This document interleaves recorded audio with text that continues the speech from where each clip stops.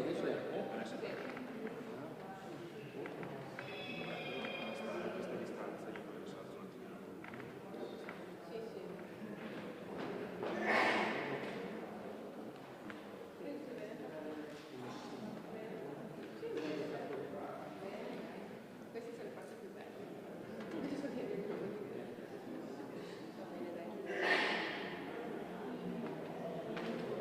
Buongiorno a tutte e a tutti. Buongiorno a tutte e tutti. Innanzitutto volevo ringraziarvi per essere qui presenti questa mattina, così numerose e numerosi. Io sono Marta Denardi, oggi faccio da cerimoniera per questo incontro, quindi benvenuti anche a Works, che è il nostro festival del lavoro ed è il festival della città di Vittorio Veneto. Iniziamo con dei ringraziamenti doverosi e dopo lasceremo la parola al professor Perissinotto. Ringraziamo quindi il Ministero della Cultura, ringraziamo la Regione Veneto e la provincia di Treviso insieme a Confindustria Veneto Est che ci ha dato l'onore del patrocinio. E ringraziamo anche i nostri sponsor, tra cui Metalmont, che è il nostro main sponsor, che cura anche la nostra fotografica a Torre dell'Orologio, che si intitola Mondo Fabbrica ed è aperta sino al 18 maggio, quindi vi invitiamo a partecipare dal giovedì alla domenica. Ringraziamo poi l'azienda agricola Bellenda per il coffee break che si terrà qui alle 11, quindi prima del prossimo incontro faremo una piccola pausa a cui siete invitati a partecipare. E ringraziamo poi il nostro media partner che è OPS Group e ringraziamo anche Vive TV che si sta occupando delle riprese.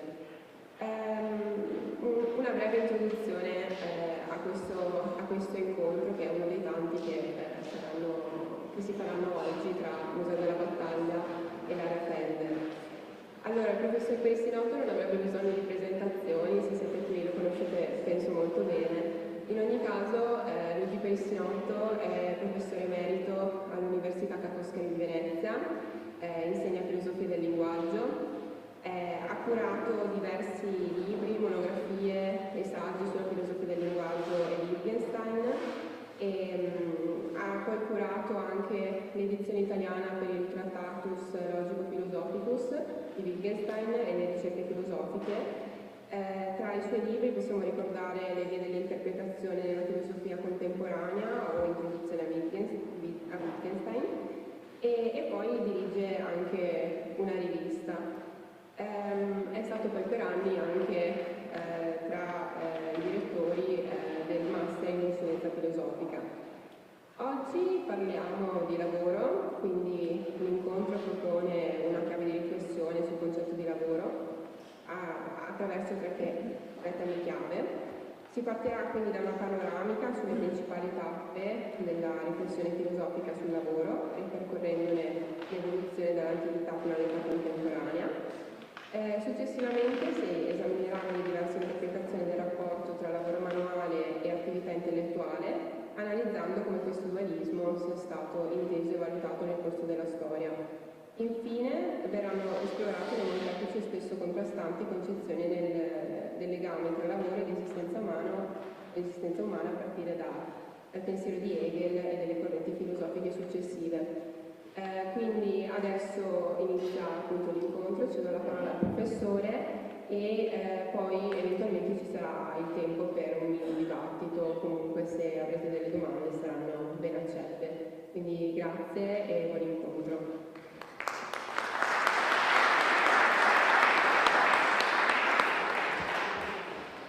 Allora, ringrazio innanzitutto dell'invito e della possibilità di parlare di un tema che non è propriamente tra i temi della mia ricerca.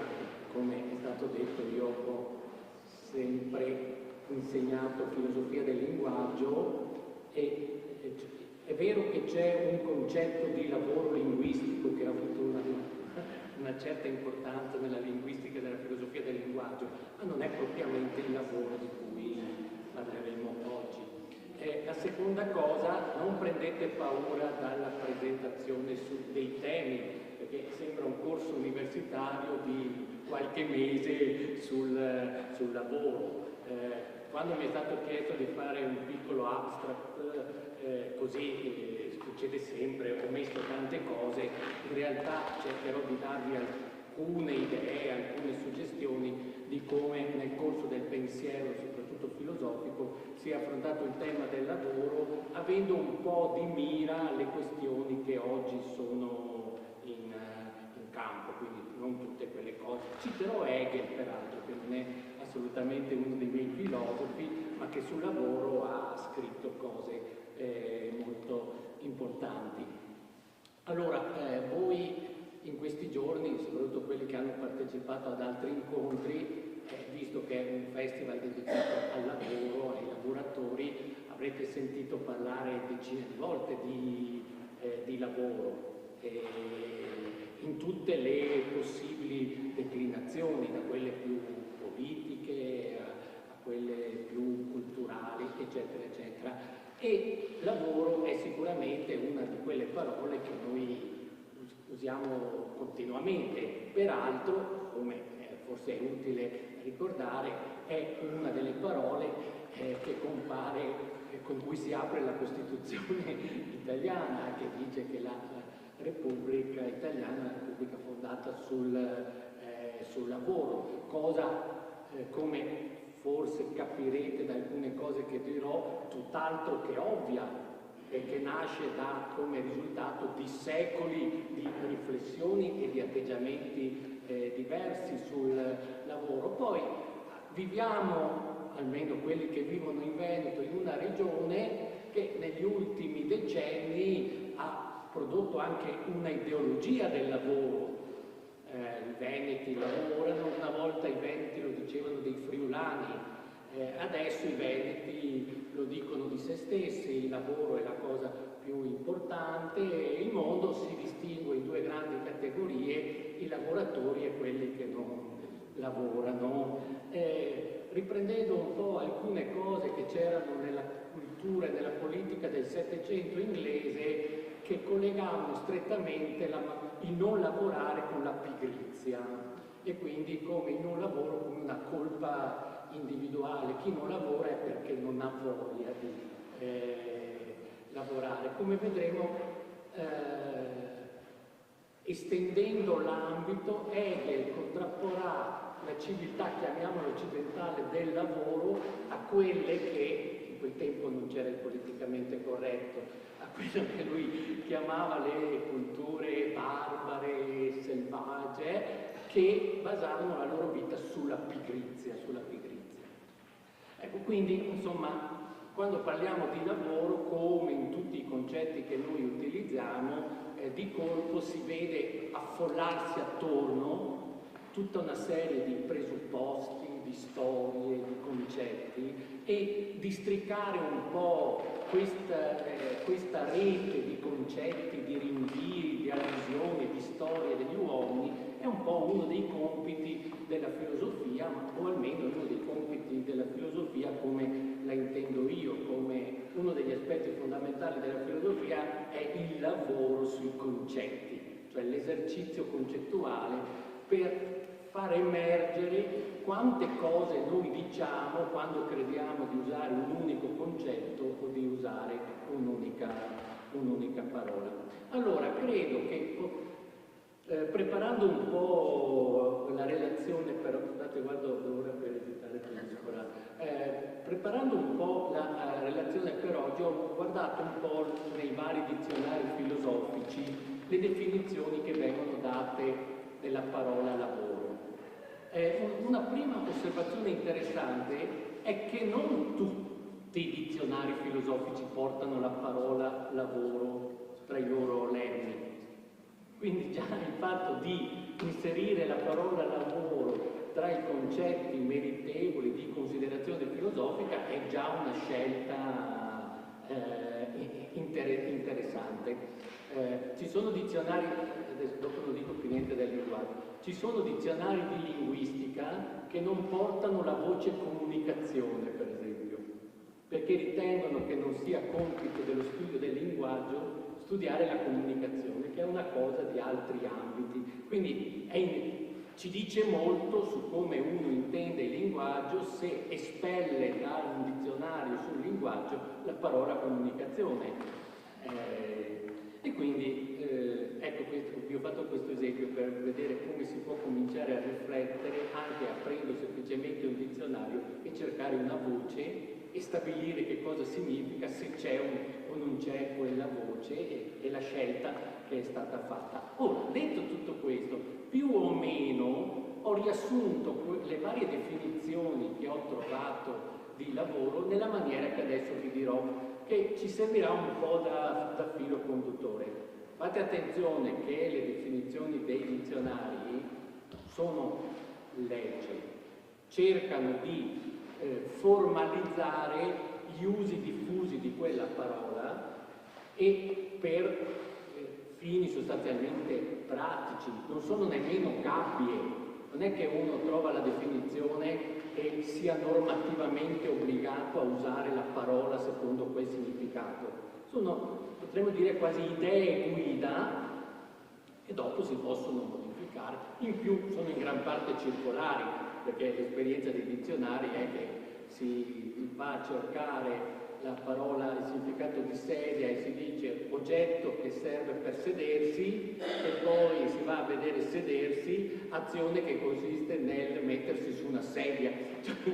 Quindi è abbastanza, spero che non siano così, l'ho inventato, ma insomma per darvi un'idea della circolarità. Allora, le definizioni di lavoro mettono in rilievo questi aspetti, che è un'attività innanzitutto.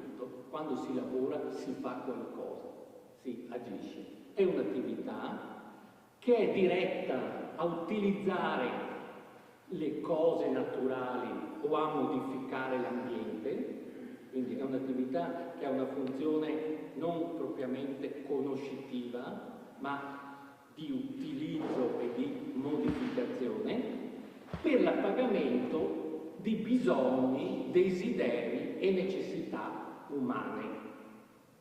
Ora, tutti questi vocabolari che io ho consultato, ma casualmente quelli che ho trovato, avevo a disposizione, insistono anche sull'aggettivo umano, perché quando si parla di lavoro subito la concentrazione va sul lavoro in quanto lavoro umano.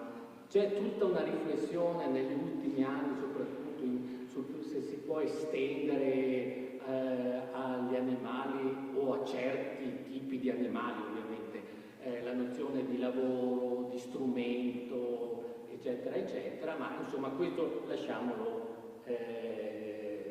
da parte. Vi dico solo che entro certi limiti vedo del tutto legittimo estendere queste nozioni anche alla vita animale o a certi tipi di animale. Ecco, ho difficile pensare a una zanzara che trova uno strumento per pungermi, mentre per i primati è molto più facile, e abbiamo un po' di testimonianze, pensare al primate, alla scimmia, diciamo così, che prende un bastone per rompere il guscio della noce e quindi mette in atto tutta una serie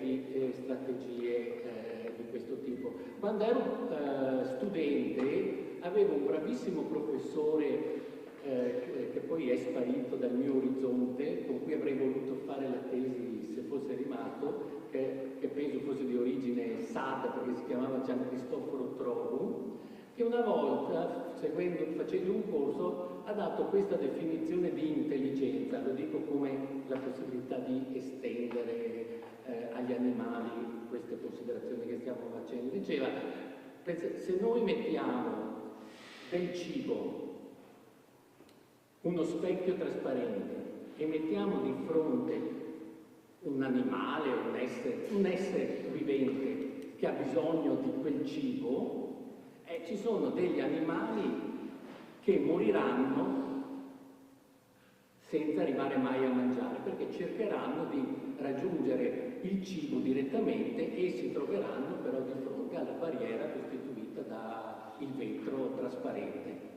Ci sono degli animali che dopo un po' si allontanano dal cibo, girano attorno al vetro e arrivano al cibo. Questa, secondo lui, è la definizione basilare di intelligenza: sapersi allontanare per avvicinarsi. Cioè,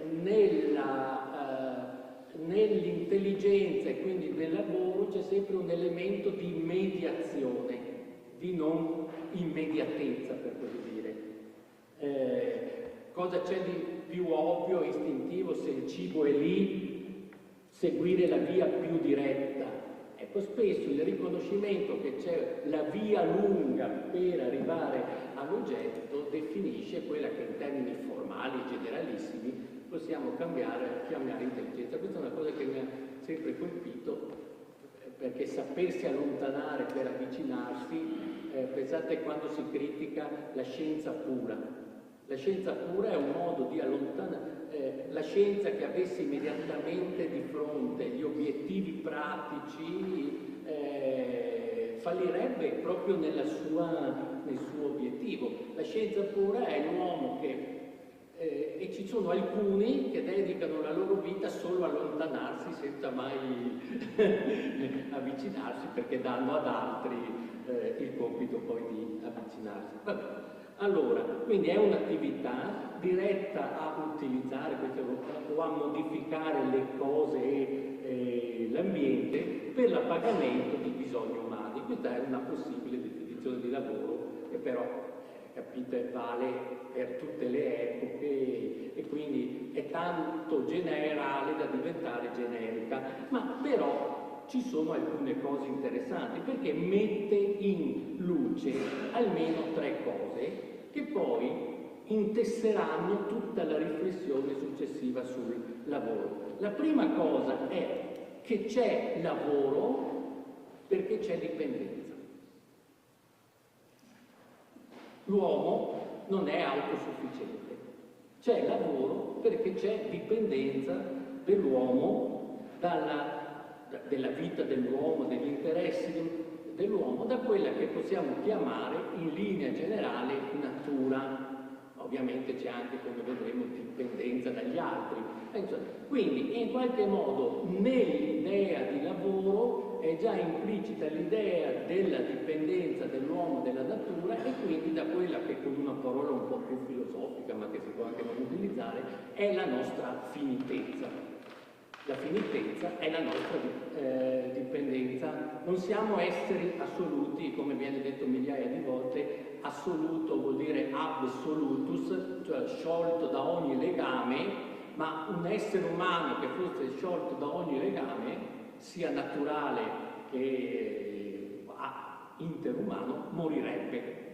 Quindi non dobbiamo aspirare all'assolutezza, perché vorrebbe dire non riconoscere il tipo di essere che siamo. Quindi nel concetto di lavoro c'è la nostra dipendenza e la nostra finitezza.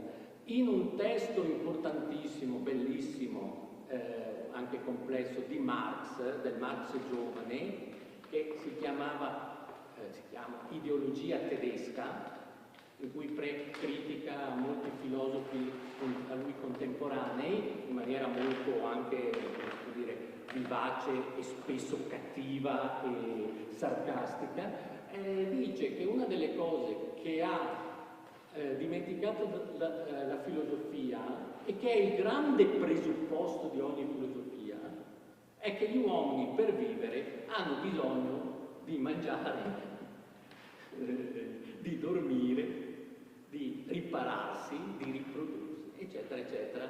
Cioè, lui ce l'ha contro i filosofi che cercano presupposti speculativi o concettuali, dimenticando che il primo presupposto, lui dice, è che gli uomini hanno bisogno per vivere, per continuare a vivere, per esempio di mangiare. E nel bisogno di mangiare non conosciamo forme di autocannibalismo, nel bisogno di mangiare c'è il concetto di dipendenza.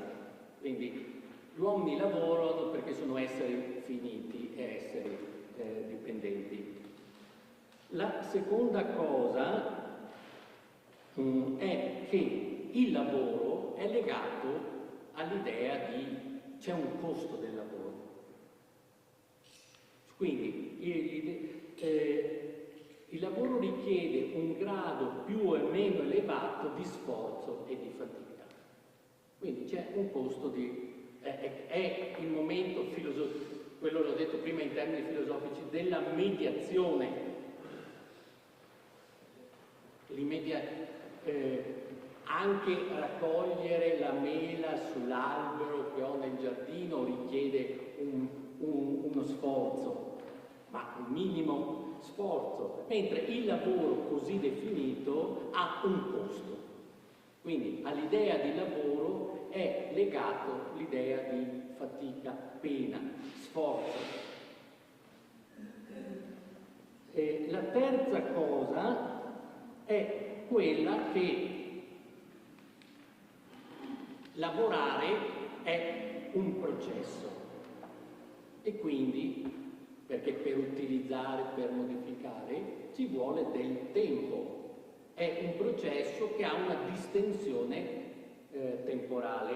Di nuovo vedete questa idea di mediazione, cioè che si contrappone all'idea di immediatezza.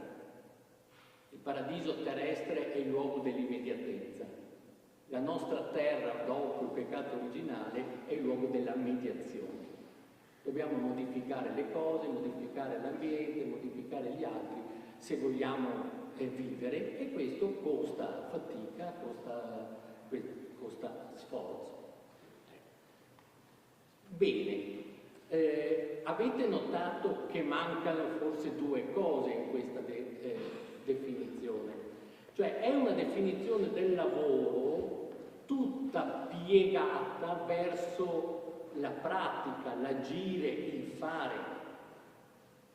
Ma per agire, per fare, per modificare, utilizzare, bisogna conoscere qualcosa, conoscerlo magari implicitamente, ma bisogna conoscerlo.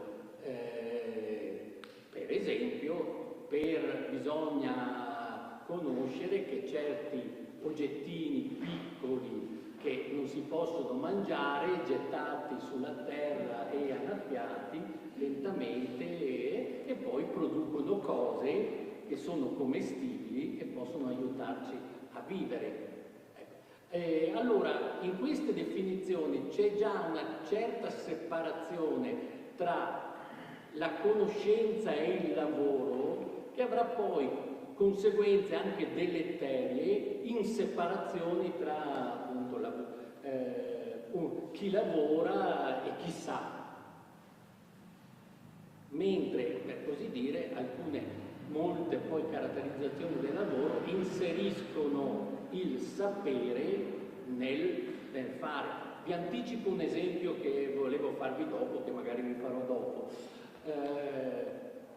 Nel 500 e nel 600, con lo sviluppo della nuova scienza, pensate a Galilei, e quindi la nuova scienza ha tutta una base matematica, ma si basa anche sulla sperimentazione, e la sperimentazione è un fare, è un lavoro, si va in laboratorio, bisogna predisporre gli oggetti in certe maniere, eccetera, eccetera.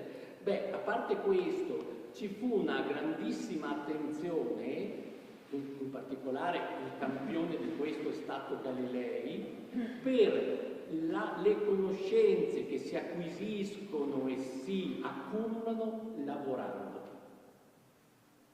Quando Galilei va nell'Arsenale di Venezia a vedere gli operai dell'Arsenale che costruiscono la flotta di Venezia, non va per curiosità, non va per turismo, non appartiene al clan dei fisici che vanno nel tempo libero a vedere l'Arsenale, va per imparare, perché e non va dai progettisti, come possiamo pensare, che stanno alla base della costruzione delle navi, va a vedere quello che i carpentieri, i lavoratori hanno imparato lavorando. Quindi nel lavoro c'è sapere. sapete in tempi più moderni chi ha cercato di applicare questo modello, poi ci sono state critiche da tanti punti di vista, è il famoso modello Toyota.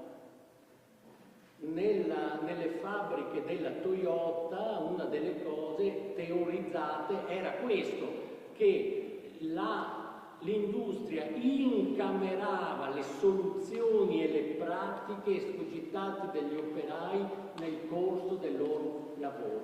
Da questo punto di vista il modello Toyota era l'opposto del Fordismo, cioè della parcellizzazione, del gesto separato.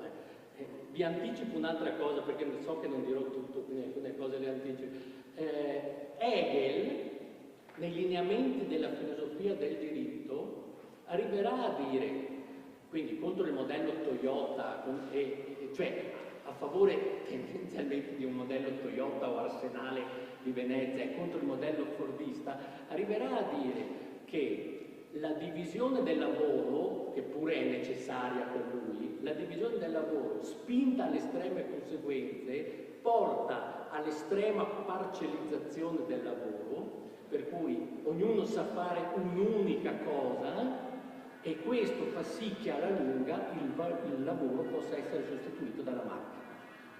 Cioè all'inizio dell'Ottocento Hegel pone questo problema, collega la sostituzione, che non c'era ancora, oppure c'era, nel senso che pensate al movimento ludista che se la prendeva con le macchine perché sostituivano il lavoro nelle fabbriche tessili, tutte queste cose, però non è che fosse proprio un problema all'ordine del giorno la sostituzione, come adesso c'è con l'intelligenza artificiale, con tutte queste cose, ma lui vede questo, che prima di arrivare alla sostituzione del lavoratore con la macchina, bisogna che il lavoro sia così trasformato nell'ambito di una società basata essenzialmente sulla divisione del lavoro da diventare un lavoro estremamente parcellizzato e quindi alla fine sostituibile.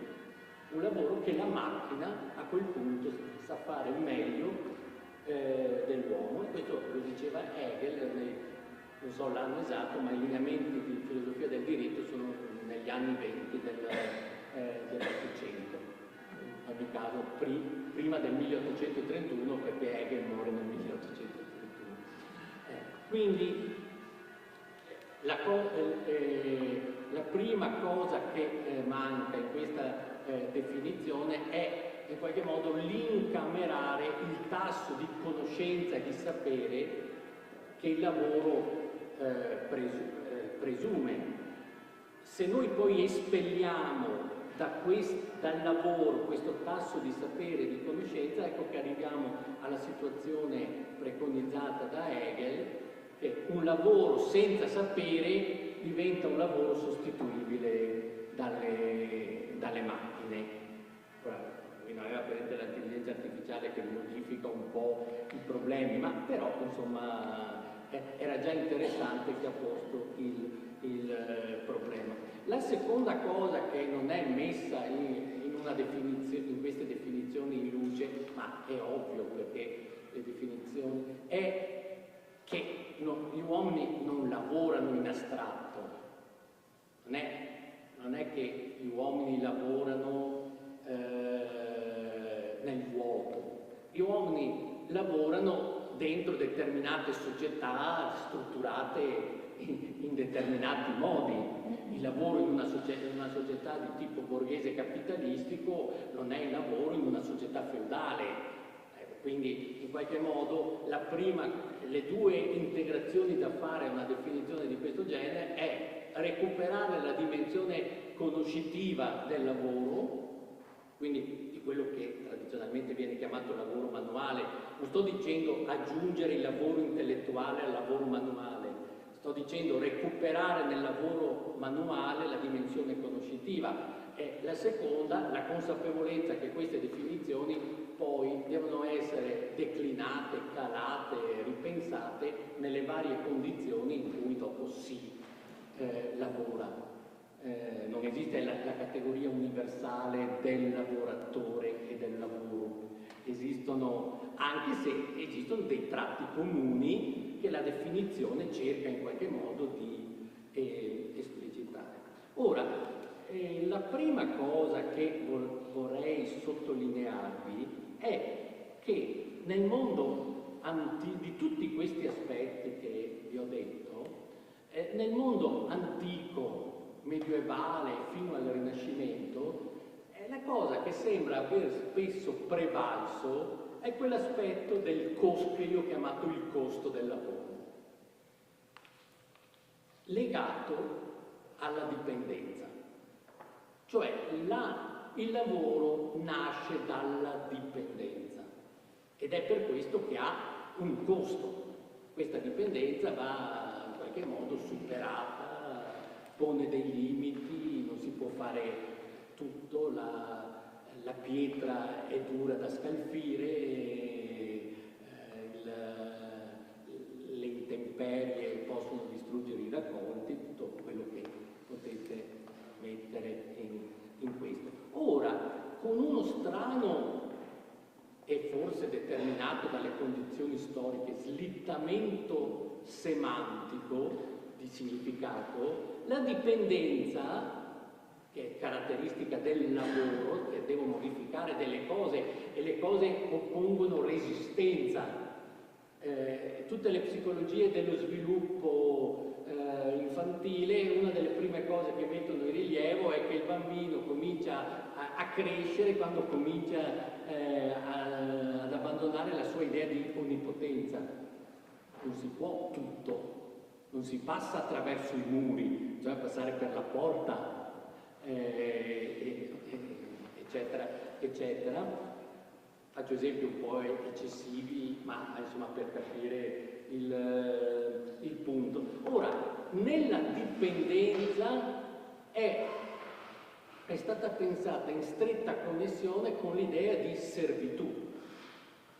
Chi dipende dalle cose è servo delle cose ed è in qualche modo servo di chi usa le cose senza produrle. Gli antichi facevano sempre l'esempio del calzolaio. A lezione io dicevo sempre, chissà questa ossessione per i calzolai deve avere qualcosa di psicoanalitico, perché voi sapete le scarpe, i piedi sono tutti simbolismi psicoanalitici.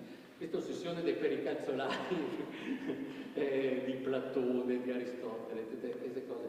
Allora, il calzolaio, da un certo punto di vista, dipende dal cuoio che fa la scarpa, è dipendente, deve modificare dei materiali per fare... Chi usa la scarpa è libero. Quindi chi fa la scarpa è servo non solo della natura, ma di chi usa la scarpa. Perché? Perché deve fare la scarpa sulla base dei bisogni di chi la userà. Ho un po' semplificato, ma per dare un'idea. Quindi questa idea che il lavoro costa fatica, pena, eccetera, eccetera, nello stesso tempo però anche imprime dipendenza sociale da chi lavora. Ecco, adesso vi farò due esempi per capirci. Il primo è forse quello più ovvio, quello che viene di questa, diciamo, l'esempio più tipico è quello greco, ma partiamo dai cristiani, dal cristianesimo, dall'ebraismo. Ecco, innanzitutto è interessante notare che secondo Genesi 3,19 il lavoro è una conseguenza del peccato originale. Quindi il lavoro è una condanna. E gli esempi materiali, metaforici, che forse non sono neanche metaforici, di salvezza sono l'abbondanza, il paese dove scorre il latte e il miele.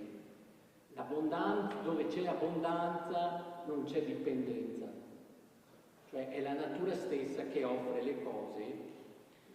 Quindi tra il paradiso terrestre e la terra rigenerata c'è il lavoro.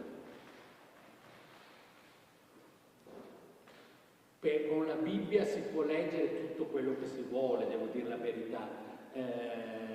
Pensate solo in principio, allora uno dice ma in principio vuol dire cronologicamente, vuol dire come fondamento, poi quando uno cerca di dire qualcosa arriva subito lo studioso che ti dice vabbè tanto tu l'aramaico non lo conosci, quindi ecco, io sto dicendo non cosa diceva la Bibbia, se c'è qualcosa che possiamo sapere di quello che diceva effettivamente la Bibbia, come è stata recepita in seguito, cioè gli influssi che ha avuto nel nostro modo di... per esempio, la torre di Babele, quando avviene la moltiplicazione delle lingue, nella Bibbia, letta con una certa attenzione, per esempio la Bibbia di Gerusalemme, non è evidente che sia una condanna degli uomini la moltiplicazione delle lingue, ma così è stata letta, da cui tutti i progetti di ritornare a una lingua unica e originaria che hanno scandito la storia della cultura occidentale, ancora nell'esperanto, nelle lingue nelle lingue logiche, questa aspirazione a una lingua pre-babelica. Ma se aspiro a una lingua pre-babelica è perché leggo nell'episodio della Torre di Babele una condanna, cioè la moltiplicazione delle lingue è una condanna. Il testo, così come l'abbiamo in traduzioni, non è così evidente che sia una condanna, però per noi è interessante che è stata vissuta, recepita dagli uomini come una condanna. Nell'ermeneutica questa cosa si chiama la storia degli effetti, cioè pensate ai movimenti cristiani che auspicano il ritorno all'Evangelo originale, primitivo. Si salta 2000 anni di storia e si ritorna al Vangelo sorgivo. È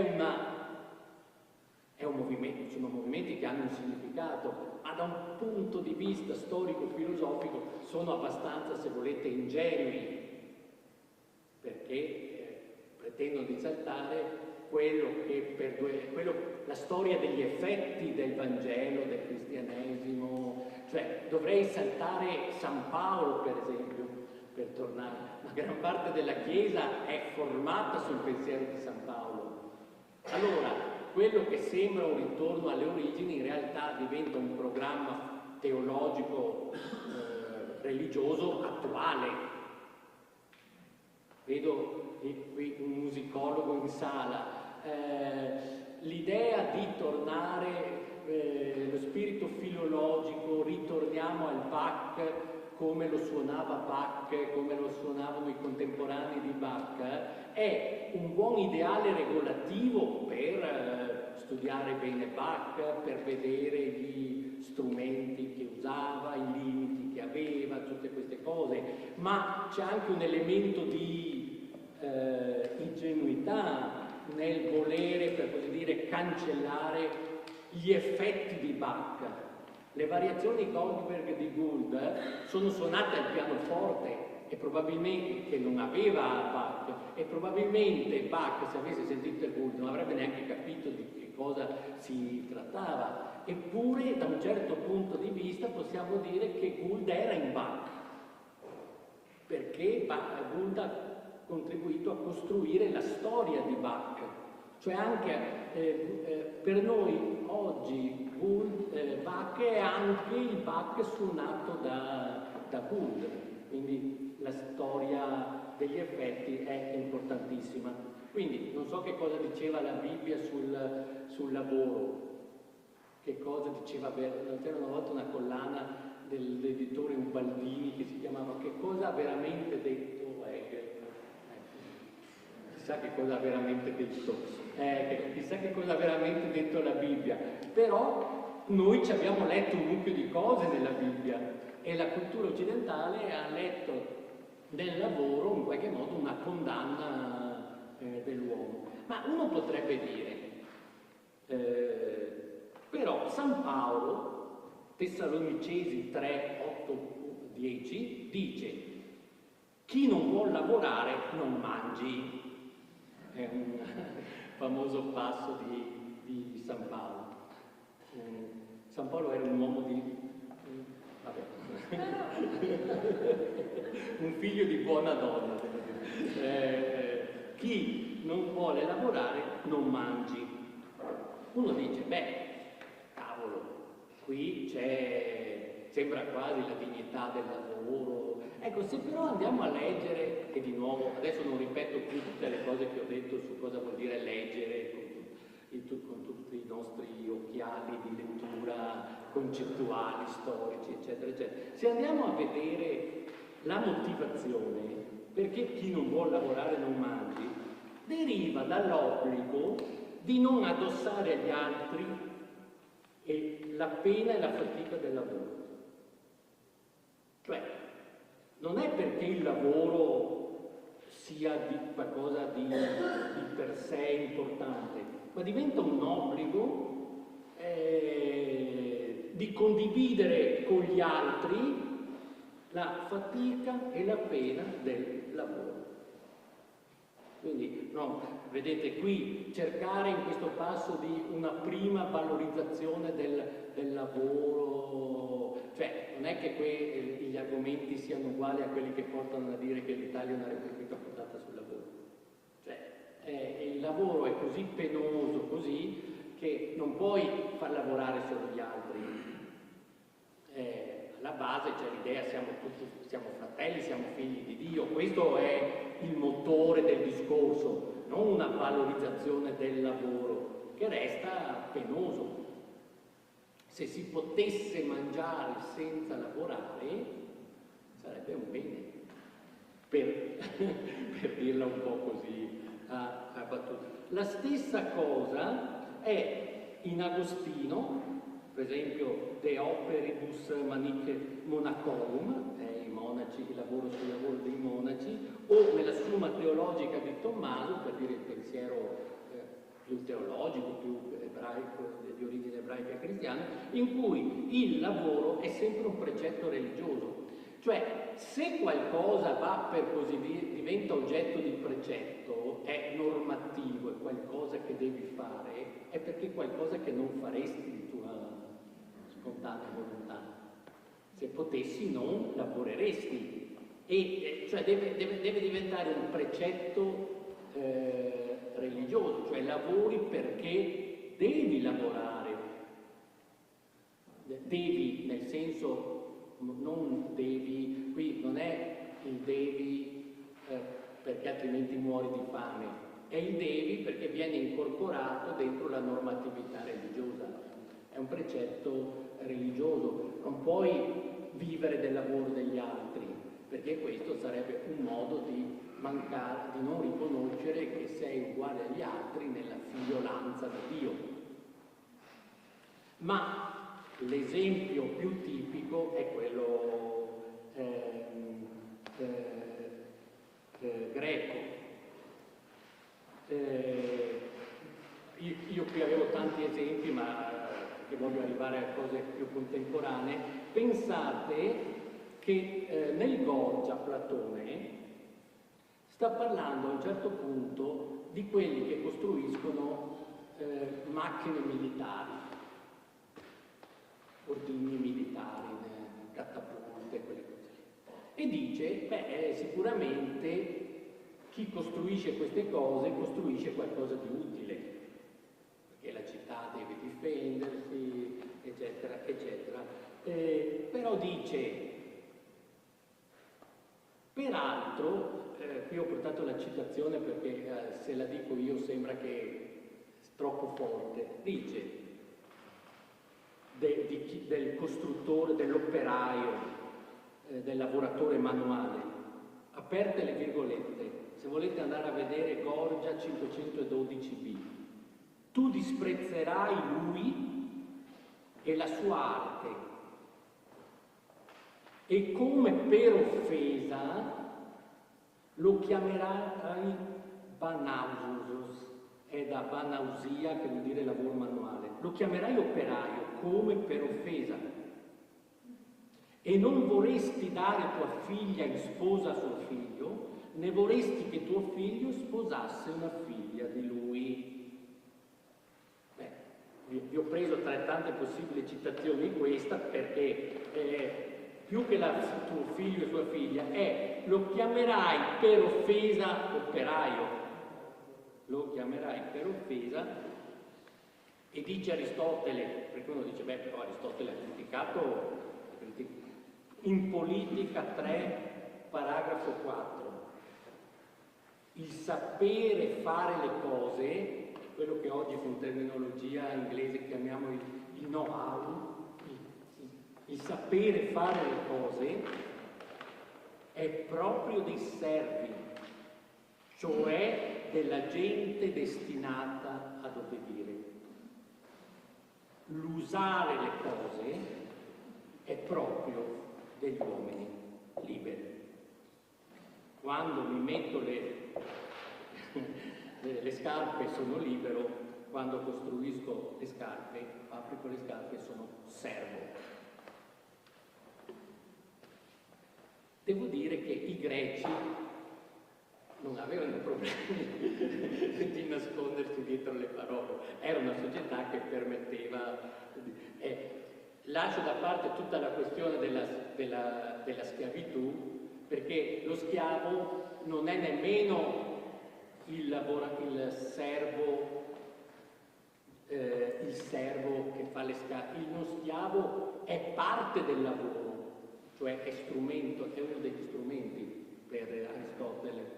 Cioè il servo è uno strumento vivente.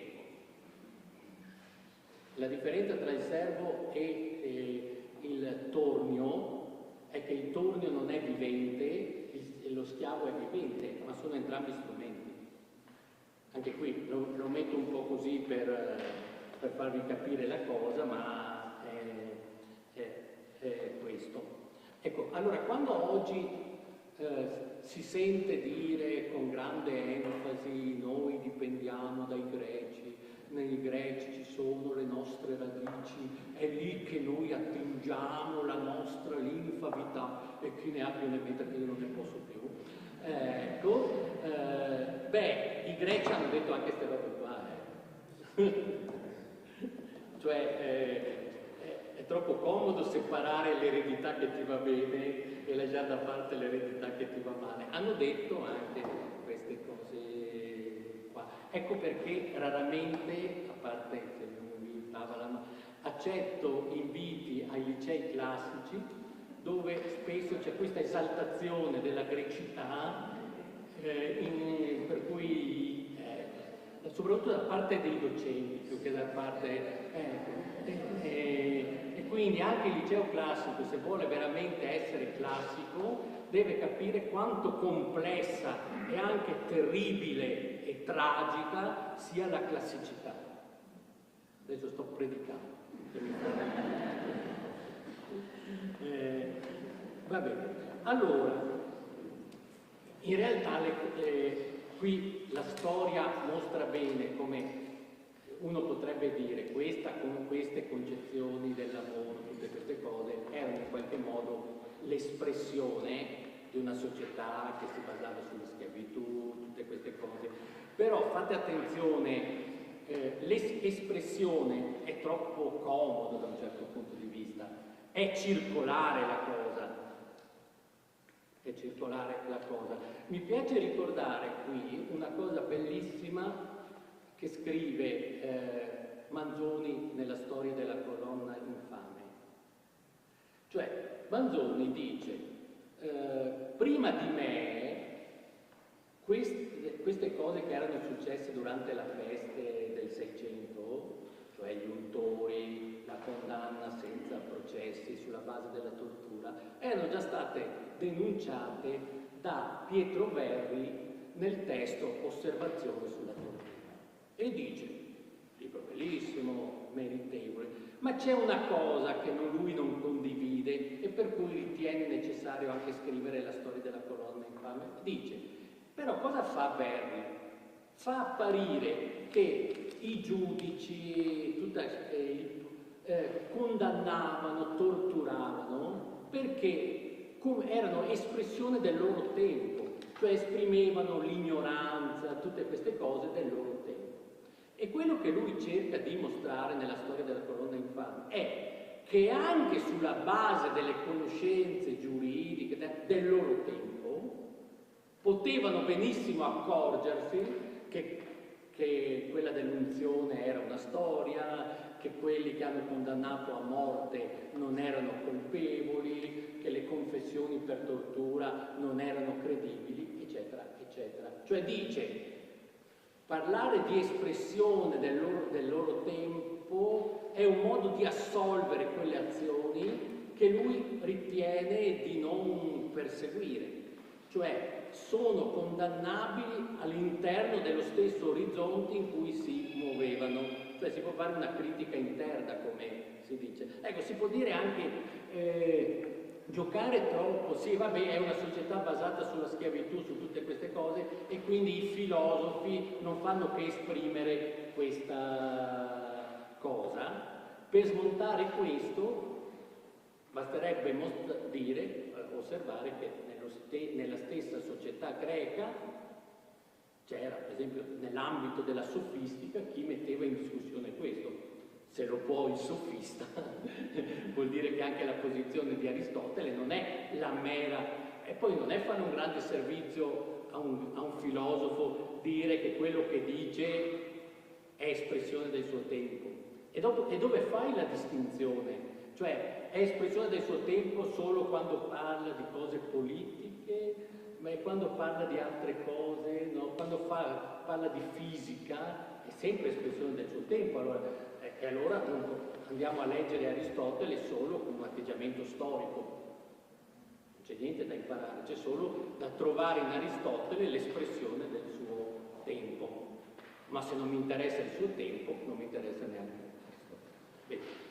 Allora, le cose cambiano molto, già vi ho anticipato, per esempio lo sviluppo della nuova scienza, che ha una dimensione sperimentale, in alcuni come in Bacone anche eccessivamente sperimentale, porta a valorizzare il fatto che fa parte della conoscenza anche l'agire, il fare, lo sperimentare, il costruire strumenti. Per esempio, Galilei, che vi dicevo prima, era bravissimo a costruire strumenti, e l'imparare da chi fa. E quindi, per esempio, esiste nella cultura veneziana, che era condizionata, a differenza sto parlando del Rinascimento, a differenza di quella fiorentina, più da Aristotele che da Platone, ma più dall'Aristotele dei testi più sugli animali, sulla natura, perché aveva un lato sperimentale Aristotele. Per esempio, tutte le teorie del colore di origine veneziana, fatte in ambito veneziano, tengono conto dell'esperienza di chi mescola i colori, di chi lavora praticamente con i colori, e quindi dell'artigiano che prepara, per esempio, le misture dei colori, in una situazione molto complessa, perché saprete sicuramente che per molto tempo, prima dell'esaltazione dell'artista, il pittore, lo scultore stava dalla parte dei servi, cioè era inserito tra quelle arti meccaniche, manuali, eccetera, eccetera, perché il pittore dipinge, cioè deve usare qualcosa per dipingere. Quindi siamo nell'ambito delle arti meccaniche. L'idea romantica del pittore, dell'artista, genio, che è al di sopra della natura, delle cose, eccetera, eccetera, è molto successiva. Tanto è vero che gli artisti erano anche i musicisti, erano totalmente succubi delle corti, dei signori, cioè di quelli che si chiamano i committenti. Cioè, il signore, come aveva l'imbianchino, aveva anche il pittore di corte. Cioè ci stato un processo molto lungo. Ancora Kant, quindi alla fine del Settecento, si chiede se gli orologiai, nella critica del giudizio, se gli orologiai hanno un mestiere o un'arte. Perché da una parte pensate a quei meccanismi complicatissimi degli orologi del Settecento che si vedono nei musei, bellissimi da vedere, e poi dice, ma che rapporto c'è tra l'orologiaio e il fabbro? Perché anche il fabbro, pensate, il ferro battuto. Dove li mettiamo? Tra gli artisti? E la cosa dopo vi dirò questo perché è una roba interessantissima. Dipende dal grado di sofferenza. Da un certo punto di vista c'è arte dove domina il piacere e il gioco. Dove non c'è piacere e gioco, e dice Kant, dove si lavora per il salario, lì è mestiere. Dove si lavora per il salario, lì è mestiere. Però Kant era un grande, dopo vi dirò come cerca anche di rimediare a questo. Beh, un altro filosofo che vi cito, ecco, dagli studenti, se voi avete fatto il liceo o le magistrali, cioè quello che si faceva una volta, e avete incontrato questo filosofo, lo avete pensato, se c'è un filosofo astruso, assolutamente, che sembra tolto da ogni realtà e da ogni concretezza, è Leibniz. I professori di filosofia trovano difficoltà a spiegare Leibniz, perché è una roba. Ora, Leibniz è stato un filosofo attentissimo al lavoro e a quello che gli artigiani imparano lavorando.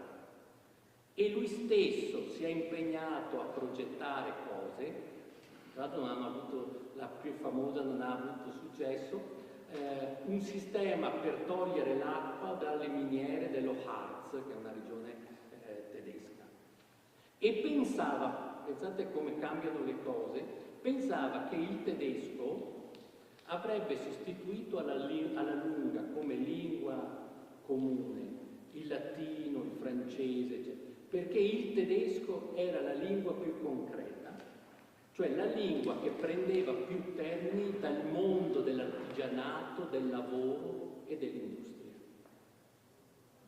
Addirittura arriva a dire che quando nell'impero ottomano si cercano parole per indicare il lavoro del fabbro, delle miniere, si importano parole dalla Germania, mentre noi oggi pensiamo al tedesco come una lingua astrattissima. Ecco, per lui era la lingua del lavoro. E la Germania, perché la Germania non aveva, a differenza della Francia e dell'Inghilterra, ancora una lingua nazionale?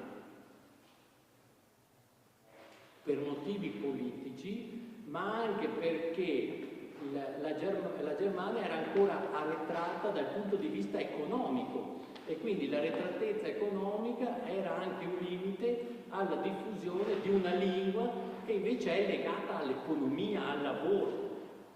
È una cosa molto interessante rispetto a certe immagini che noi abbiamo di Leibniz. Ma qui nel 600 e 700 c'è in molti filosofi questa attenzione a quella che io all'inizio ho chiamato la dimensione conoscitiva del lavoro, per trasformare le cose bisogna in qualche modo conoscere e trasformandole si arriva a conoscere. Questa è l'idea di lavoro. Se io rendo il lavoro, come dicevamo prima, sempre meno slegato da questo, tolgo a chi lavora la conoscenza e la capacità di acquisire conoscenza. Per esempio,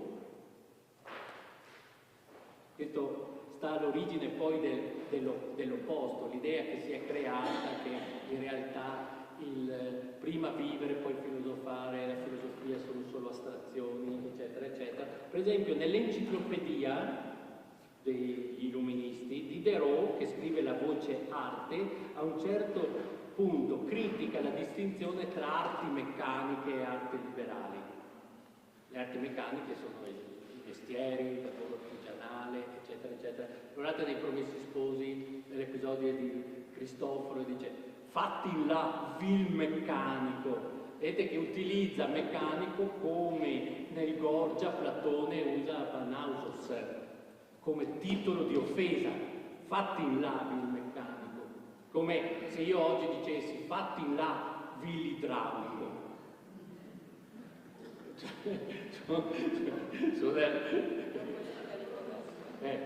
Invece se trovo l'idraulico dico signore, finalmente ho trovato un idraulico, venga qui che ne ho assolutamente bisogno, che la mia cosa perde acqua. Questo è un altro grandissimo tema. La nostra società, la società contemporanea, dice Weber, è caratterizzata non dal fatto di sapere di più. Di tutte le cose che noi utilizziamo non sappiamo quasi niente. Utilizziamo il frigorifero, non sappiamo bene come funziona il frigorifero, utilizziamo il telefono, non sappiamo bene come funziona, ma dal credere che c'è qualcuno che lo sa. Questa è la caratteristica di quello che Weber chiama il disincantamento del mondo. Lui scriveva negli anni 20, noi andiamo in tram, non sappiamo come funziona il tram, ma diciamo c'è qualcuno che lo sa. Cioè noi pensiamo che anche quello che noi non sappiamo spiegare sia in linea di principio spiegabile. Questa sarebbe per Weber una delle caratteristiche del nostro tempo. Sapete cosa dice Diderot nella voce arte? Critica la distinzione tra arte liberale e meccaniche e la considera un pregiudizio, anche qui ho portato il pezzettino, tendente a riempire le città di ragionatori orgogliosi e di contemplativi superflui e le campagne di tirannelli oziosi, pigri e altezzosi. Quindi questa è una delle prime affermazioni in cui avviene, per così dire, quasi il rovesciamento. Cioè la pura conoscenza separata dal lavoro produce questi ragionatori orgogliosi, non è un'offesa qui.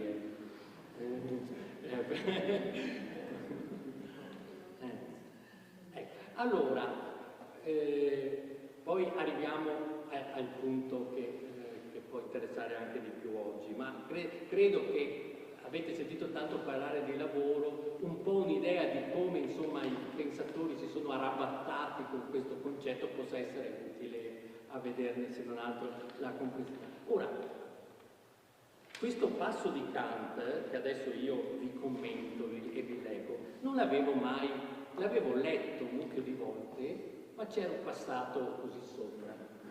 E l'ho rivisto e ho detto, ma cavolo, questo è proprio adattissimo al tema del lavoro. C'è il paragrafo 43 della critica del giudizio. La critica del giudizio è la terza delle critiche kantiane, dopo la critica della ragion pura, della ragion pratica, quella che di solito si dice è dedicata a temi estetici, perché c'è il bello, il sublime, la teleologia, cioè la finalità nella natura, tutte queste cose. Dice, distingue tra scienza, arte e mestiere. E dice,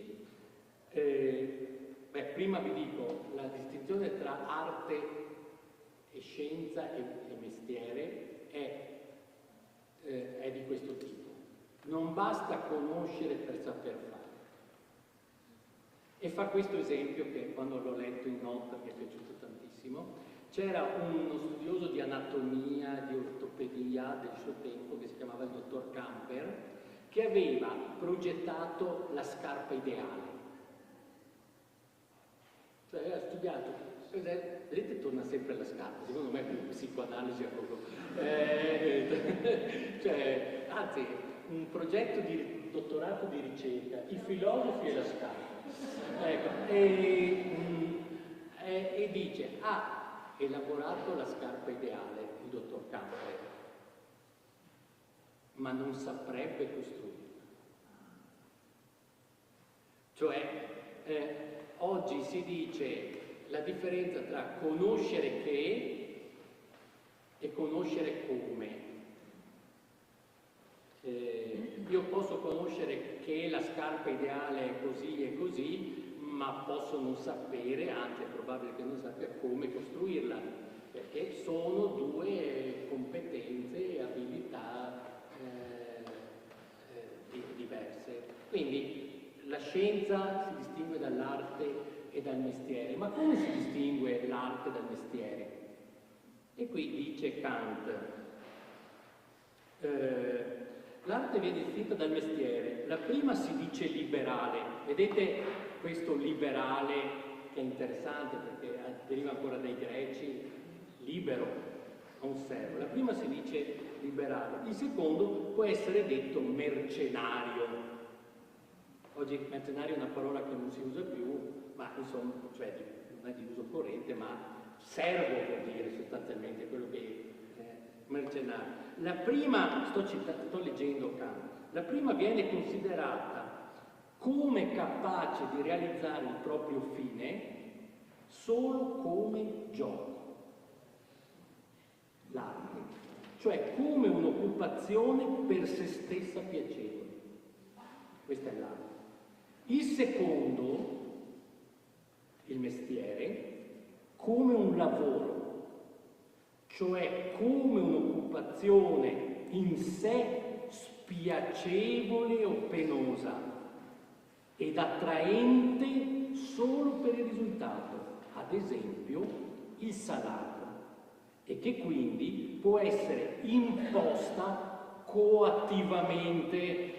Vedete che qui riassume un mucchio di cose che ho detto, cioè sostanzialmente devo importi di lavorare, il che non vuol dire che ci sia un'autorità esplicita. Possono essere le stesse condizioni che ti impongono. Se non ti do soldi da vivere, devi lavorare. Questa è l'imposizione coattiva. Ecco, qui dice una cosa che mostra come Kant sia un genio da un certo punto di vista. I geni si vedono nei particolari. Dice: non è tuttavia fuor di luogo ricordare che in tutte le arti liberali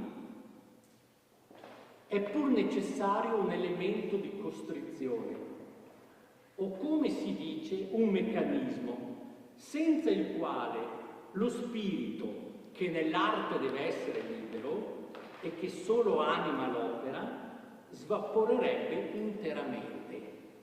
Quindi vuol dire, anche nell'arte che è piacevole, che è libera, che non ha bisogno di essere imposta, c'è un elemento di costrizione. E sapete cosa mette tra parentesi per fare un esempio?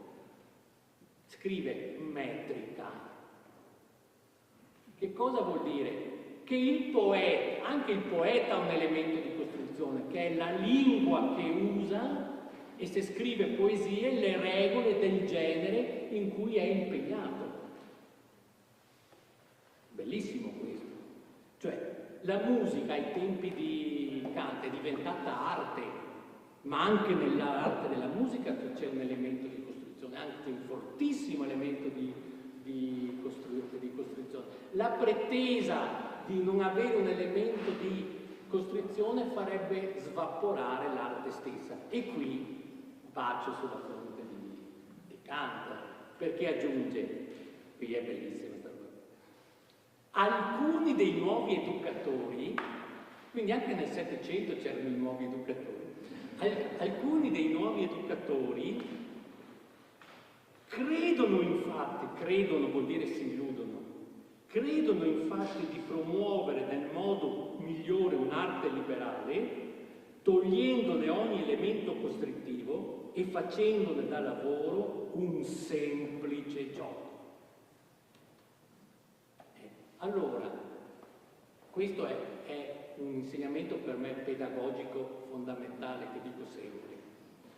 Quando si dice, ma guarda te, anche a me lo dicono, cavolo, hai fatto quello che ti piaceva, ti hanno pagato per studiare filosofia, per scrivere di filosofia, si vede nel fare filosofia, quello che dice fa qualcosa di piacevole, che non solo non è imposto, ma ti rompi le palle per raggiungere quell'obiettivo, è tutto bello. Beh, il lavoro filosofico è anche un lavoro. La composizione musicale è anche un lavoro in questo senso. Quello dell'attore è anche un lavoro. Allora, qui Kant ci sta dicendo un'arte che è solo piacevole ed è puro gioco è sì un ideale, è un ideale però, perché la dimensione di sofferenza, di pena è sempre presente e diventa anche un vincolo che fa sì che tu, per così dire, tutto svapori e il semplice gioco non è il gioco. E quindi anche nell'educazione c'è un momento, bisogna imparare a studiare, c'è anche la sofferenza dello studio.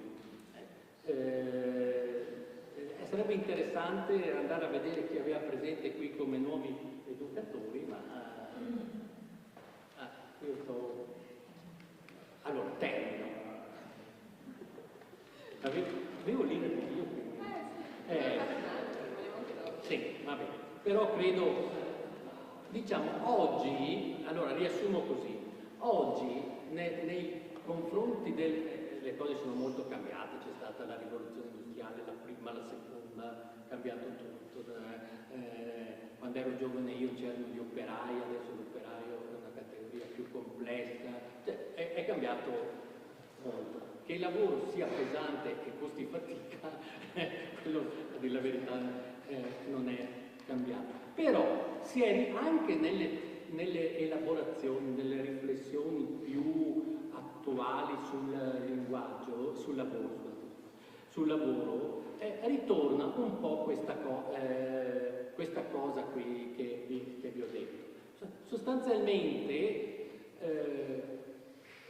i due temi che io vi ho sottolineato, ve li ho sottolineati in retrospettiva perché sono quelli che ritornano. Uno è la dimensione conoscitiva del lavoro, che è problematica oggi perché oggi è tutto fluido e di passaggio, ma è problematica oggi perché il rischio è di riproporla attraverso una nostalgia dell'artigiano, cioè l'idea che in qualche modo quando c'erano gli artigiani, nell'artigiano c'era il mestiere, il fare bene le cose. Il lavoro industriale ha in qualche modo, soprattutto nella fase fordista, tutte queste cose, ha distrutto la figura dell'operaio come artigiano, l'operaio che sapeva e imparava facendo, e ha creato quella situazione in cui l'operaio è tendenzialmente sostituibile dalla macchina. Questo ha portato dall'altro lato, per esempio, a si dice il lavoro nel terziario, tutte queste cose, a una specie di ambigua rivalutazione del lavoro intellettuale. I ragionatori orgogliosi di Diderot sembrano le nuove figure. L'altra è il rapporto tra fatica, pena, sofferenza, usiamo il termine di Kant che è utile, costrizione e gioco. Cioè sembra quasi un programma politico da un certo punto di vista questo. Cioè se uno potesse non negare l'elemento di costrizione e recuperare la dimensione del gioco e della piacevolezza, sembra una piattaforma sindacale, o no? Da un certo punto di vista.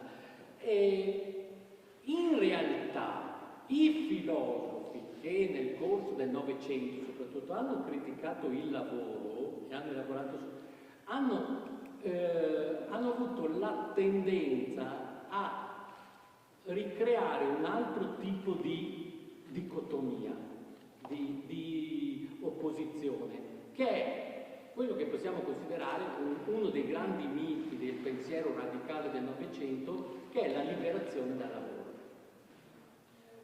Ecco, qui vi ho portato, ma adesso vado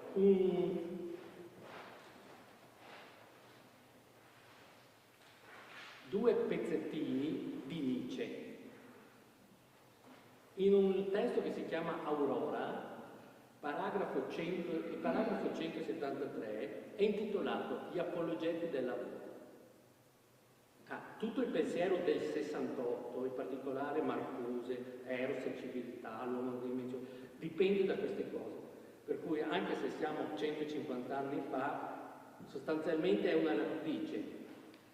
Il paragrafo 173 si chiama Gli apologeti del lavoro e dice: nell'esaltazione del lavoro, negli instancabili discorsi sulla benedizione del lavoro, vedo la stessa riposta intenzione che si nasconde nella lode delle azioni impersonali di comune utilità, la paura cioè di ogni realtà individuale.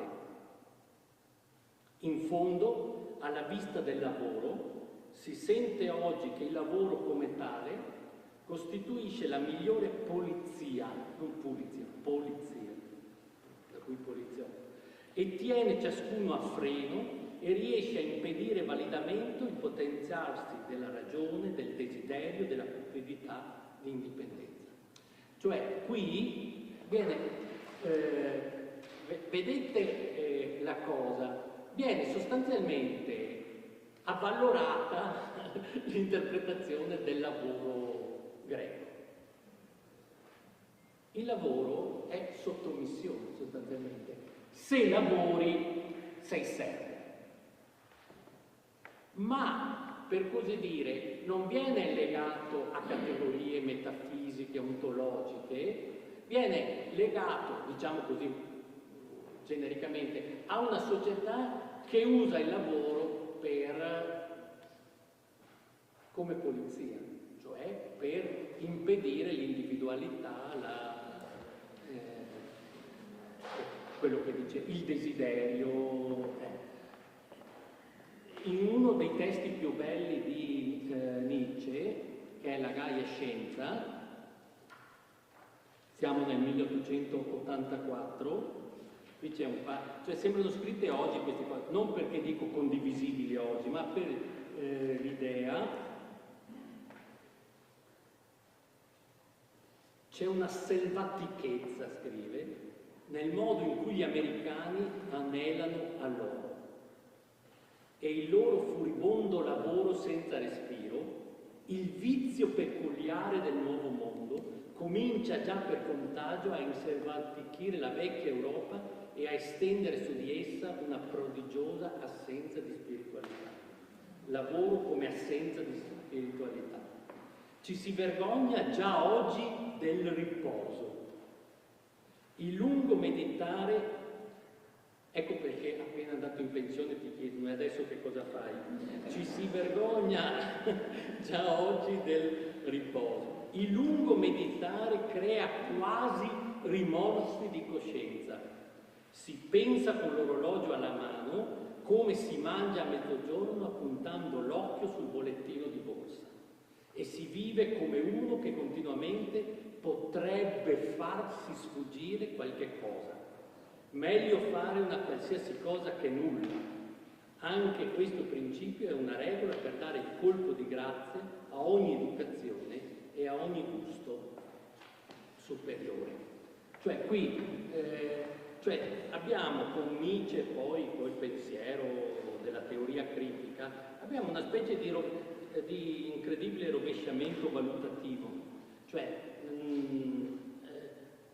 si riprende un'idea di lavoro tradizionale da cui molti autori, molti filosofi hanno cercato di liberarsi, certo il lavoro ha costruzione, ma il lavoro può essere anche piacevole, realizzazione, per ipotizzare, questo è un pensiero utopico che è stato preso da questo, per la liberazione umana come liberazione dal lavoro. È utopico perché molti di questi si dichiaravano marxisti, ma dimenticano l'ideologia tedesca che vi citavo all'inizio, che il grande presupposto che i filosofi dimenticano è che bisogna mangiare per vivere.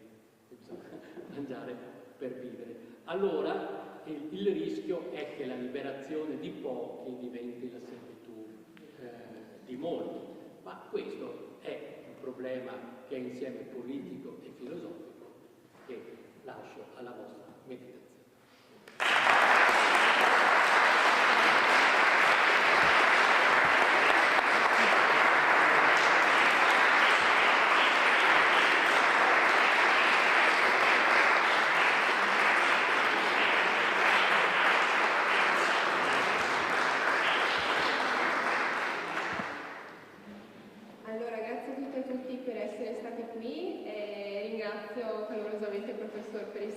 Come vedete ha grandi capacità divulgative, è un grandissimo professore. Io ho avuto la fortuna di averlo come mio professore perché sono anche una studentessa di filosofia all'Università di Venezia e posso anche dirvi che nonostante il suo sia uno dei corsi a scelta è sempre pienissimo, non c'è mai posto a sedere quasi.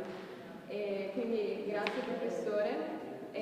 Vi ricordo che adesso c'è il coffee break, quindi non scappate, beviamoci un caffè insieme per continuare questo simposio.